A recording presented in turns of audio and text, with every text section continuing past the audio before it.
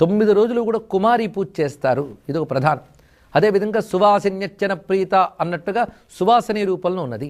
అంటే అమ్మవారిని ఎన్ని రకాలుగా ఆరాధిస్తున్నామంటే కలశంలోనూ, విగ్రహంలోనూ, పుస్తకాల్లోనూ, అదేవిధంగా ప్రత్యక్షముగా సువాసిని, బాల ఇత్యాది రూపాల్లో ఆరాధన చేస్తారు. అందుకు నిత్యం 9 రోజులు కూడా కుమారి పూజ ఉన్నది.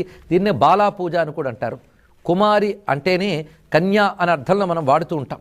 అది సందేహం లేదు. కానీ మరొక అర్థం ఉన్నది. కుత్సితాన్ మారయతీతి కుమారి అని, కుత్సితులని నశింపజేయున్నది. కుత్సితులు అంటే లోకకంటకులైన అసురులు, వారిని సంహరించే శక్తి కనుక కుమారి, కౌమారి, ఇది ఒక అర్థం.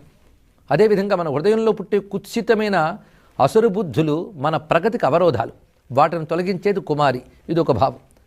అయితే బాలా పూజ, కుమారి పూజ కూడా ఒకటే. శ్రీ విద్యా సంప్రదాయంలో బాలా త్రిపుర సుందరి అని ఒక ఆరాధన కనబడుతున్నది.